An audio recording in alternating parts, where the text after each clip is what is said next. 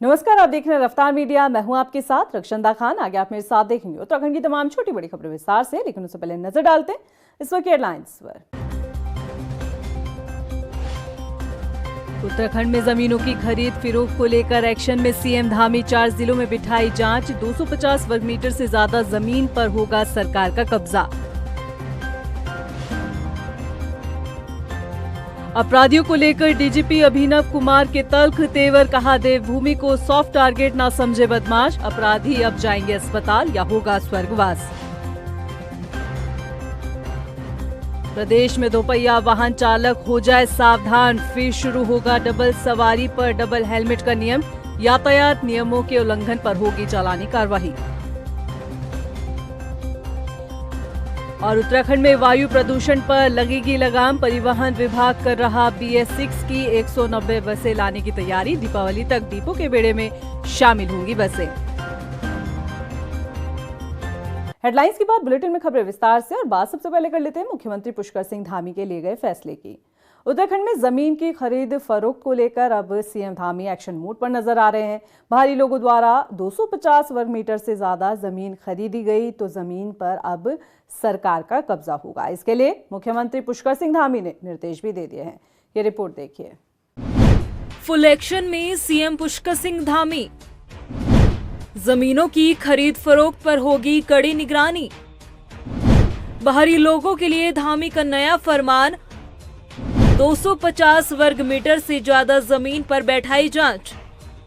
सूबे के मुखिया पुष्कर सिंह धामी इन दिनों भू कानून और जमीनों की खरीद फरोख्त को लेकर काफी गंभीर दिखाई दे रहे हैं, और यही वजह है कि बीते दिनों जमीन खरीद को लेकर मुख्यमंत्री पुष्कर सिंह धामी द्वारा जो बयान दिया गया उस पर एक्शन लेते हुए अब जांच भी बैठा दी गई है।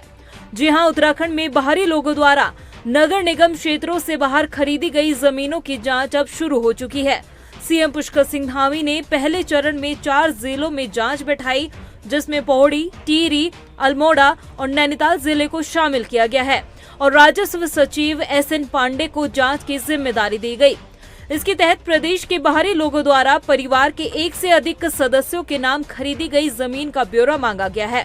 कहा जा रहा है कि अगर 250 वर्ग मीटर से ज्यादा जमीन नगर क्षेत्र से बाहर खरीदी पाई जाती है तो अतिरिक्त जमीन को सरकार अपने कब्जे में ले लेगी। इतना ही नहीं, राज्य में निवेश के नाम पर ली गई 12.5 एकड़ से अधिक जमीन के वर्तमान उपयोग का विवरण भी मांगा गया। जिस उद्देश्य से जमीन खरीदी गई है, अगर उसका सही उपयोग नहीं किया जा रहा है तो ऐसी जमीनों को भी सरकार अपने कब्जे में लेगी। सीएम धामी के इस एक्शन से जहां उत्तराखंड वासियों को राहत मिलेगी तो वहीं भूमाफियाओं में हड़कंप मचा होगा। बहरहाल देखना ये होगा कि धामी सरकार द्वारा की जा रही इस कार्रवाई का आने वाले दिनों में क्या कुछ असर देखने को मिलता है। रफ्तार मीडिया के लिए देहरादून से ब्यूरो रिपोर्ट। देहरादून के सेलाकुई से भाजपा नेता खालिद मंसूरी की गिरफ्तारी को लेकर कांग्रेस ने बीजेपी पर निशाना साधा। कांग्रेस की प्रवक्ता गरिमा दसौनी ने कहा कि जो व्यक्ति उत्तर प्रदेश पुलिस द्वारा 15,000 का इनामी घोषित किया गया है, उस व्यक्ति को उत्तराखंड भाजपा ने वक्फ बोर्ड के जरिए मस्जिद का मुतवल्ली बना दिया। कांग्रेस ने आरोप लगाया, कहा कि बीजेपी अपराधियों को संरक्षण देने का काम करती है। बता दें कि आरोपी पर 2017 में उत्तर प्रदेश के कुतुबशेर थाने में अपहरण का मुकदमा दर्ज हुआ था। आरोपी लंबे समय से फरार चल रहा था। उत्तर प्रदेश पुलिस ने जिस खालिद मंसूरी के ऊपर 15,000 का इनाम घोषित किया हुआ था, उस खालिद मंसूरी को उत्तराखंड भाजपा ने किस तरह से संरक्षण दिया हुआ है, इस बात से पता चलता है कि सोशल मीडिया पर तस्वीरें वायरल हो रही हैं। तमाम बड़े नेताओं के साथ उसके कितने घनिष्ठ संबंध हैं, इन तस्वीरों से देखा जा सकता है। और तो और वक्फ बोर्ड ने उसे मस्जिद का सदर बनाकर रखा हुआ था, ऊंचे पद पर बैठा कर रखा हुआ था। वो व्यक्ति जो तमाम अपराधों में संलिप्त पाया गया है और आरोपी है। 27 सितंबर को सेलाकुई से खालिद मंसूरी गिरफ्तार हुए, जिसने भारतीय जनता पार्टी के चाल चरित्र चेहरे, राजनीतिक शुचिता, पार्टी विद अ डिफरेंस वाले नकाब को पूरी तरह से उतार दिया है। भारतीय जनता पार्टी वो पार्टी है जो मंचों से और सार्वजनिक सभाओं से तो भ्रष्टाचार मुक्त शासन देने की बात करती है और अंदर खाने अपराधी और कलंकित प्रवृत्ति के लोगों को संरक्षण देती है। उत्तराखंड के डीजीपी अभिनव कुमार के सख्त तेवर से हर कोई वाकिफ है, लिहाजा डीजीपी ने उत्तराखंड को सॉफ्ट टारगेट समझने वाले बदमाशों को नसीहत दे डाली। कहा कि या तो अस्पताल जाएंगे या स्वर्ग। ये रिपोर्ट देखिए। सख्त तेवर वाले उत्तराखंड के डीजीपी साहब, देवभूमि को सॉफ्ट टारगेट न समझे बदमाश, अब जाएंगे अस्पताल या होगा स्वर्गवास। देवभूमि उत्तराखंड को सॉफ्ट टारगेट समझने वाले बदमाशों को उत्तराखंड के डीजीपी अभिनव कुमार ने उसी लहजे से चिताया है जिससे वो जाने जाते हैं। डीजीपी ने दो टूक अल्फाजों में कहा कि मित्र पुलिस अब अपराधियों पर काल बनकर टूटेगी। उन्होंने कहा या तो बदमाश अस्पताल जाएंगे या फिर स्वर्गवास होगा। इससे पहले उत्तराखंड में मित्र पुलिस का इतना सख्त रवैया नहीं देखा गया।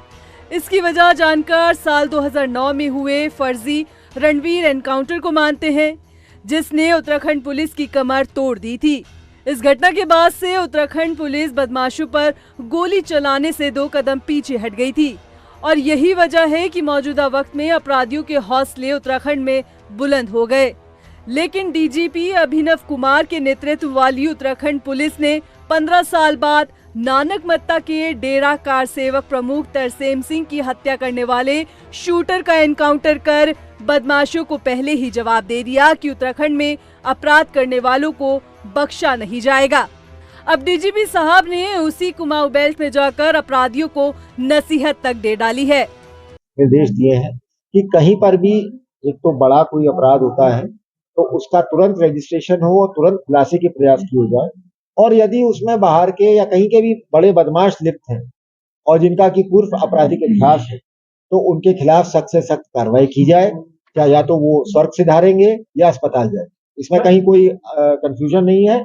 हम लोग सख्त से सख्त जो कानून के दायरे में रहते हुए, ये भी नहीं कह रहा कि कानून का उल्लंघन करने की बात है, लेकिन कानून के दायरे में रहते हुए जो हम ऐसे अपराधियों के खिलाफ सख्त से सख्त कार्रवाई कर सकते हैं वो की जाए। उत्तराखंड में कानून व्यवस्था के मसले पर सरकार पिछले कुछ वक्त से विपक्ष के निशाने पर थी।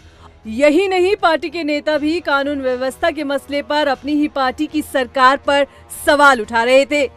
ऐसे में यूपी के योगी मॉडल की तरह उत्तराखंड में भी पुलिस के अपराधियों के खिलाफ आक्रामक रवैया अपनाने का डीजीपी का ऐलान न सिर्फ अपराधियों के खिलाफ पुलिस की कार्यशैली में बदलाव की आहट है, बल्कि सरकार पर सवाल उठाने वालों के लिए भी एक जवाब है। देहरादून से ब्यूरो रिपोर्ट। देहरादून के राजभवन के पास सर्किट हाउस में जनता की सुविधा के लिए उपलब्ध कराई गई सचल न्यायालय वैन जो है वो जंग खा रही है। दरअसल साल 2021 में हाईकोर्ट के आदेश पर बुजुर्ग और बीमार लोगों के लिए गाड़ियों की सुविधा दी गई थी जो हाईकोर्ट पहुंचने में असमर्थ थे। लेकिन दुर्भाग्य देखिए कि ये गाड़ी अब सर्किट हाउस में धूल फांक रही है। क्या हालात हैं इस गाड़ी के, ये बता रहे हैं हमारे संवाददाता हिमांशु चौहान। साल 2021 स्वतंत्रता दिवस के अवसर पर हाई कोर्ट ने 8 गाड़ियां सचल न्यायालय वैन को हरी झंडी दिखाकर रवाना की गई थी। बात करें अगर हम पहले चरण में सचल न्यायालय वैन की सुविधा का लाभ चंपावत, पिथौरागढ़, टिहरी, चमोली और उत्तरकाशी के जिलों के लोगों को मिलना था। अब हम आपको बताना चाहेंगे कि जो ये सचल न्यायालय वैन थी जो रवाना की गई थी, इसका क्या लाभ था। जो हमने अब आपको जनपदों के बारे में बताया है कि इन लोगों को किस तरह से इस जो ये वैन है, इस वैन का किस तरह से लाभ मिलना था, वो हम आपको बताना चाहेंगे। मैं अपने एक जो सहयोगी है उनको बताना चाहूँगा कि वो दिखाएंगे कि जो ये वैन है करीब करोड़ों की लागत से ये तैयार की गई है। 8 वैन रवाना की गई थी हाई कोर्ट से जो जनपदों में जो लोगों को लाभ मिलना था पहाड़ी जनपदों में। अब हम आपको दिखाना चाहेंगे वैन के अंदर जो है एक स्क्रीन लगी हुई है, सीसीटीवी कैमरा लगा हुआ है, कंप्यूटर, हालांकि अभी फ़िलहाल कंप्यूटर नहीं है, सारी सुविधा लैस है जो इन जनपदों में जो अभी हमने आपको बताया था, पिथौरागढ़, चंपावत, पौड़ी और उत्तरकाशी के जिलों जो लोगों को लाभ मिलना था, जो यहाँ के लोग थे, जो गवाह है, जो बुजुर्ग है या फिर कोई बीमारी से ग्रस्त है, जो हाई कोर्ट नहीं जा सकते, जो ये वैन की सुविधा शुरू की गई थी, इस वैन की सुविधा से जो बुजुर्ग और जो दिव्यांग हैं वो जो हाई कोर्ट नहीं जा सकते, इस वैन के थ्रू वो सीधा कनेक्ट हो सकते थे। पहले उनको आवेदन करना था, आवेदन करने के बाद इस वैन से वो सीधा संपर्क हाई कोर्ट से किया जा सकता था। जो कुल मिलाकर बात करें तो जो बुजुर्ग है और जो दिव्यांग हैं उन्हें हाई कोर्ट में जाने की ज़रूरत नहीं थी। सिर्फ इसी वैन के ज़रिए वो सीधा हाई कोर्ट से कनेक्ट हो सकते थे। लेकिन 1.5 साल तक ये प्रक्रिया चली भी, लेकिन उसके बाद हाई कोर्ट ने साफ तौर पर ये कह दिया कि जो वैन है ये उपयोगी नहीं है। कुल मिलाकर अगर हम बात करें तो उसके बाद हाई कोर्ट ने ये जो वैन है राज्य सरकार संपत्ति को सौंप दी गई। अब हम जो बताना आपको चाह रहे हैं, इन जो पिछले 1.5 साल से राजभवन के बराबर में सर्किट हाउस में पिछले 1.5 साल से गाड़ियां खड़ी है। अभी हमने आपको बताया था कि करोड़ों की लागत से तैयार की गई है।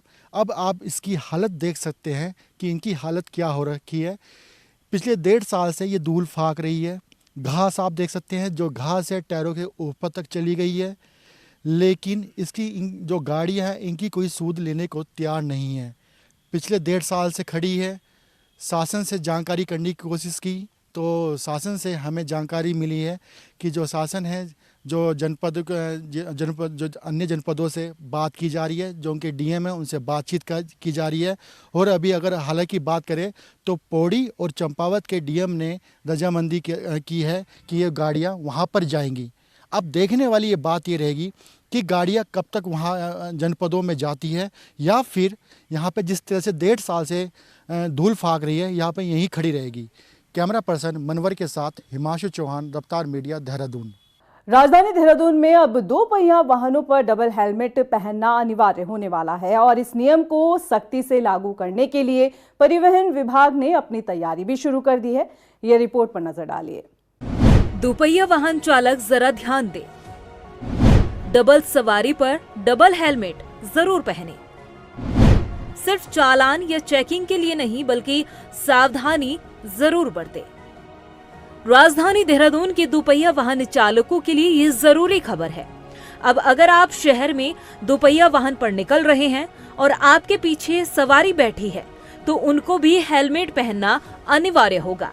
जी हां, अब 2 पहिया वाहनों पर डबल सवारी पर डबल हेलमेट पहनना अनिवार्य होने वाला है, जिसको लेकर परिवहन विभाग ने सख्ती शुरू कर दी है।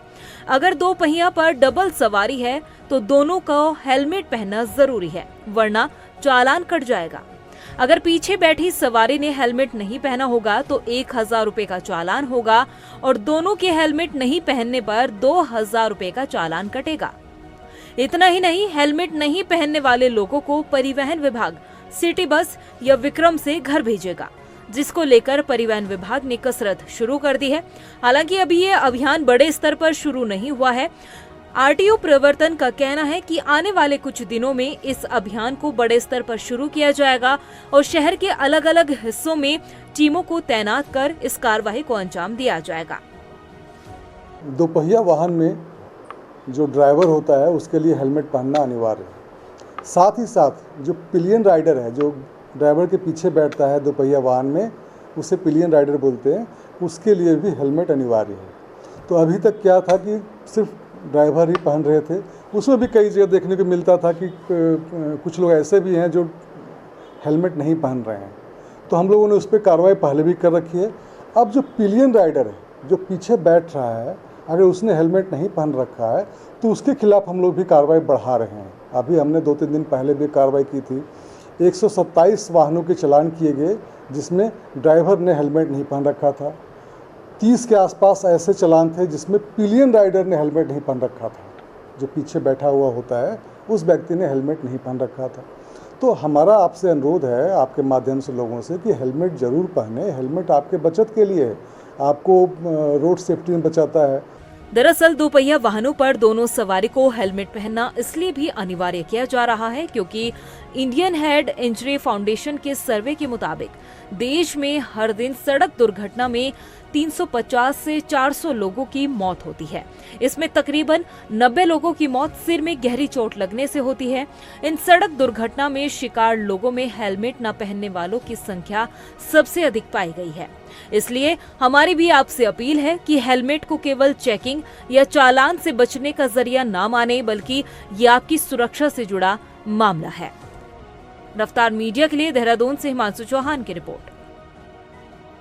उधम सिंह नगर में दोपहिया वाहन में डबल सवारी को अब हेलमेट पहनना अनिवार्य कर दिया गया है और नियम जो है वो लागू भी कर दिए गए हैं, जिसे लेकर अब यातायात पुलिस भी एक्टिव मोड पर नजर आ रही है। एसएसपी मणिकांत मिश्रा ने रुद्रपुर पहुंचकर दोपहिया वाहन चालकों को डबल हेलमेट पहनाकर अभियान की शुरुआत की है। उनके द्वारा कई लोगों को हेलमेट पहनकर यातायात के नियमों का पालन करने की हिदायत भी दी गई है। उन्होंने दिशा निर्देश दिया जो पिलियन राइडर हैं, एक्सीडेंट में उनके साथ दुर्घटनाएं बहुत ज़्यादा होती हैं। जो राइडर होता है वो मोटरसाइकिल का वो तो हेलमेट पहने रहता है, लेकिन जो उसके पीछे बैठा रहता है वो हेलमेट पहनने का आदी नहीं होता।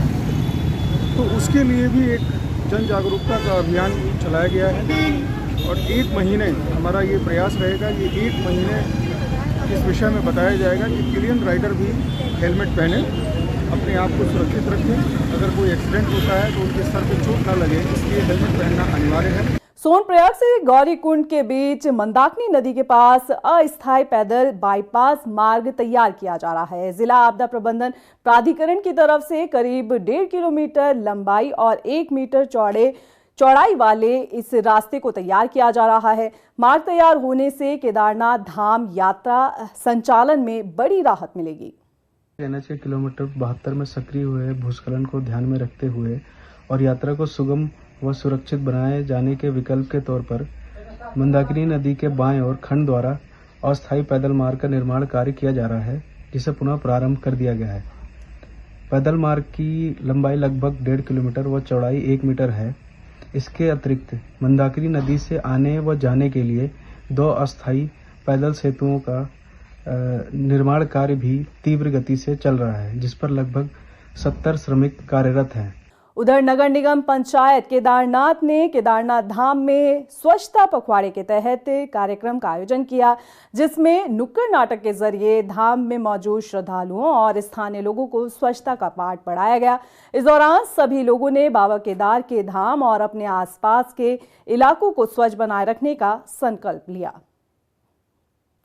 उत्तराखंड में वायु प्रदूषण को नियंत्रण में रखने के लिए परिवहन निगम अब BS6 बसें लाने की तैयारी कर रहा है। परिवहन निगम के संचालन महाप्रबंधक CP कपूर ने कहा कि commission of air quality management की तरफ से 31 दिसंबर तक का समय दिया गया है, जिसमें 190 नई बसें लानी हैं। अक्टूबर में डीजल की 130 BS6 बसें आएंगी, वहीं 30 BS6 की जो बसें और CNG की जो अन्य बसें हैं वो दिसंबर तक आ जाएंगी। पहले तो हम ये बता दें कि अभी 30 सितंबर से कुछ भी ऐसा नया नहीं होने वाला है। हमें जो है commission for air quality management से 31 दिसंबर तक के लिए समय दिया गया है, जिसमें हमें 190 बसें नई लानी है और उसके बाद जो शेष बची बसें हैं उसके लिए 31 मार्च 2025 तक का समय मिला हुआ है। तो इसके लिए हम लोग तैयारी कर रहे हैं और इसी के लिए हमारी अक्टूबर में 130 नई बसें आ जाएंगी और BS6 डीजल की, और 30 बसें हमारी CNG अनुबंधित आने वाली हैं और 30 का हम LOI जारी कर देंगे, जो कि दिसंबर तक आ जाएंगे। इस प्रकार हमारी ये 190 बसें दिसंबर तक पूरी हो जाएंगी। टिहरी में जिला विधिक सेवा प्राधिकरण ने बढ़ते यौन उत्पीड़न को लेकर अपराधों को रोकने के लिए कार्यशाला का आयोजन किया, जिसमें महिलाओं और पुरुषों को कार्यस्थल पर यौन उत्पीड़न अधिनियम 2013 के बारे में जानकारी दी गई। कार्यक्रम में शामिल हुए जिला विधिक सेवा प्राधिकरण के सचिव आलोक राम त्रिपाठी ने बताया कि आपराधिक मामलों को रोकने के लिए ये कदम उठाया गया है। आज की जो कार्यशाला थी माननीय उत्तराखंड राज्य विधिक सेवा प्राधिकरण के निर्देश पर आयोजित की गई है, जिसमें कार्यस्थल पर महिलाओं का यौन उत्पीड़न अधिनियम उसके प्रतिषेध के संबंध में 2013 का जो हमारा अधिनियम है उसके संबंध में एक जागरूकता कार्यशाला यहाँ तहसील सभागार में की गई है, जिसमें तहसील स्तर के सभी प्रमुख विभागों द्वारा प्रतिभाग किया गया है। विभागों की जितनी हमारी महिला कर्मचारी थी और साथ में कुछ पुरुष कर्मचारी भी इस कार्यशाला में उपस्थित हैं, जिनको इस जो हमारा 2013 का अधिनियम था उसके संबंध में विस्तारपूर्वक जानकारी दी गई। उनको इंटरनल कमेटी के बारे में, लोकल कमेटी के बारे में और इस कमेटी के द्वारा कैसे सेक्सुअल हैरेसमेंट के केसेस में किस प्रकार से जांच प्रक्रिया अपनाई जाती है उसके बारे में बताया गया। रामनगर के मालधन चौड़ क्षेत्र में बनाए गए पुल के निर्माण कार्यों की गुणवत्ता पर अब सवाल उठ रहे हैं। दरअसल मालधन चौड़ क्षेत्र में जनता को सुविधा देने के लिए पुल का निर्माण लगभग 6 करोड़ की लागत से कराया जा रहा था, लेकिन इन दिनों लगातार हो रही बारिश की वजह से ये पुल कई जगह से क्षतिग्रस्त हो चुका है। और हैरत की बात यह है कि मरम्मत के नाम पर सिर्फ खाना पूर्ति की जा रही है। कट्टों में कच्ची मिट्टी भरकर पुल को सहारा दिया जा रहा है। पुल जो बना था हमारा, ये पुल तो सुरक्षित है 7 मीटर का, और हमारा जो है जो अप्रोच है इसको कहेंगे हम, जो है उस पार की उस तरफ कौन सा गांव पड़ता है, सेकंडी पड़ता है, सेकंड की तरफ अप्रोच है, तो वो लास्ट ईयर बरसात में अप्रोच जो है कई जगह से कटा हो गया था अप्रोच में। इसी वजह से थोड़ा सा उसमें अप्रोच में दिक्कत आ रही थी। लास्ट ईयर से ही हमने इसमें जो है मिट्टी भरान करके और रोड जो है पूरे 12 महीने चालू रखा है। फिर जिलाधिकारी के यहाँ से भी हमको जो है आपदा मद के अंदर जो है पैसा मिला था, उसके अंतर्गत हमने जो है दोनों साइड में आवश्यकता अनुसार वो जो है। अभी के लिए फिलहाल इतना ही, मुझे दे इजाजत। लेके चलते चलते नजर डालते इस वक्त की हेडलाइंस पर। नमस्कार। उत्तराखंड में जमीनों की खरीद फिरोख्त को लेकर एक्शन में सीएम धामी। 4 जिलों में बिठाई जांच। 250 वर्ग मीटर से ज्यादा जमीन पर होगा सरकार का कब्जा। अपराधियों को लेकर डीजीपी अभिनव कुमार के तल्ख तेवर। कहा, देवभूमि को सॉफ्ट टारगेट ना समझे बदमाश। अपराधी अब जाएंगे अस्पताल या होगा स्वर्गवास। प्रदेश में दोपहिया वाहन चालक हो जाए सावधान। फिर शुरू होगा डबल सवारी पर डबल हेलमेट का नियम। यातायात नियमों के उल्लंघन पर होगी चालानी कार्रवाई। और उत्तराखंड में वायु प्रदूषण पर लगेगी लगाम। परिवहन विभाग कर रहा BS6 की 190 बसें लाने की तैयारी। दीपावली तक डिपो के बेड़े में शामिल होंगी बसें।